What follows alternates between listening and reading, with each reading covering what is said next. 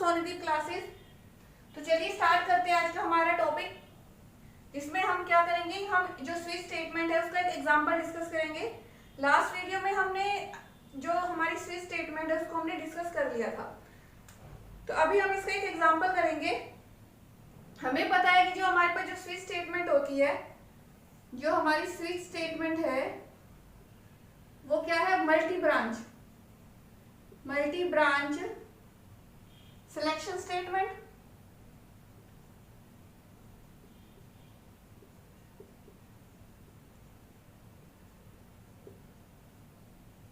तो इसमें क्या है कि जब हम जो हमारी इफ एल्स स्टेटमेंट है वो भी हमारे पास स्विच स्टेटमेंट की तरह होती है। जब मान लीजिए कोई हमारे पास ऐसी प्रॉब्लम है कि हमें ज्यादा इफ एल्स यूज करने पड़ जाए, तो वहां पे कॉम्प्लिकेशन आ जाती है, तो उसको सॉल्व करने के लिए हमने किसका यूज किया, स्विच स्टेटमेंट का। तो ये स्विच स्टेटमेंट है, ये इजी डिसीजन मेकिंग स्टेटमेंट है। क्या है, इजी डिसीजन मेकिंग स्टेटमेंट।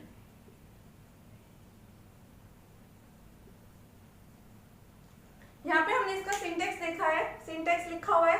क्या है, पहले कीवर्ड आएगा स्विच, ये हमारे पास क्या है, स्मॉल लेटर में है, स्मॉल लेटर में ही यूज करना है, क्योंकि हमारे C++ जो लैंग्वेज है वो केस सेंसिटिव है, तो उसमें हमारे पास जो कीवर्ड्स है वो स्मॉल लेटर में ही दे रखे हैं, तो हमें स्मॉल लेटर में ही यूज करने हैं, क्योंकि हमारे पास इसकी वैल्यू कंपाइलर में ऑलरेडी डिफाइन होती है।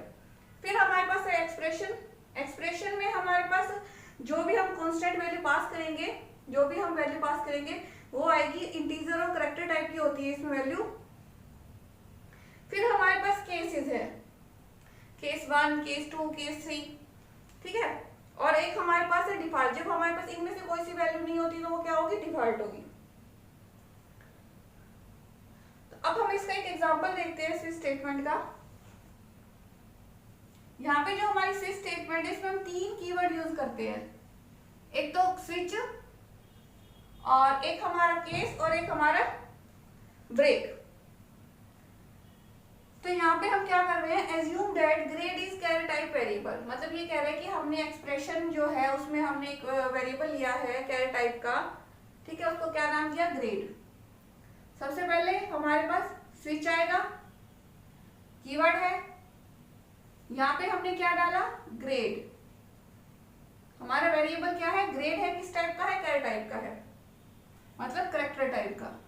ओपनिंग ब्रेसेस, केस, यहाँ पे हमने क्या दिया, ए। सी आउट में हमारे पास क्या आ जाएगा, सी आउट में क्या लिखेंगे हम प्रिंट करवाने के लिए, कि जो हमारे पास जिस बच्चे का ग्रेड ए आता है उसका मतलब है पास विद फर्स्ट डिवीजन, मतलब वो बच्चा फर्स्ट डिवीजन से पास हुआ है। फिर हमारे पास क्या आ जाएगी, हमारी break statement. Case B, case जो हमारे पास सेकंड है उसमें हमने बी वेरिएबल ले लिया, और वो क्या शो करेगा, वो हमारे पास आउटपुट स्क्रीन पे दिखाएगा passed with second division.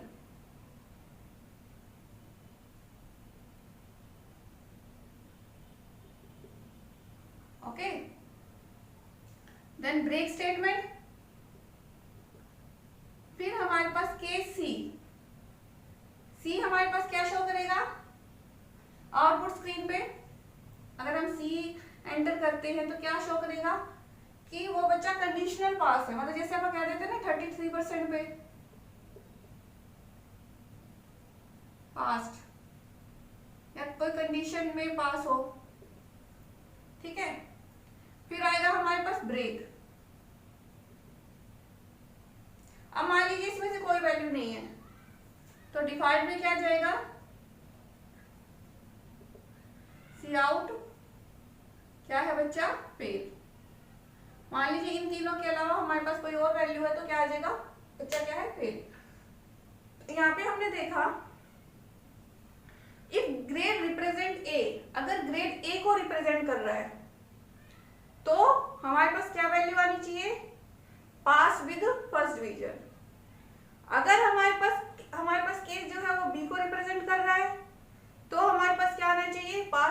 Second reason, अगर हमारा सी जो ग्रेड है वो हमारा ग्रेड सी को रिप्रेजेंट कर रहा है तो हमारे पास क्या आनी चाहिए आउटपुट, कंडीशनल पास्ट। और if grade represent some other value then fail will be displayed. अगर इसके अलावा, इन तीनों के अलावा, ग्रेड जो हमारे पास एबीसी हैं, इनके अलावा कोई और वैल्यू है तो क्या रिप्रेजेंट होगा, क्या डिस्प्ले होगा, फेल। तो ये हमारे पास एग्जांपल था स्विच स्टेटमेंट का। लास्ट वीडियो में हमने स्विच स्टेटमेंट के बारे में, इसके सिंटेक्स के बारे में अच्छे से डिस्कस कर लिया था। अब हमने इसका एक एग्जांपल देखा है कि हम स्विच स्टेटमेंट को कैसे प्रोग्राम में जो हम करते हैं तो कैसे करते हैं। थैंक यू बच्चों।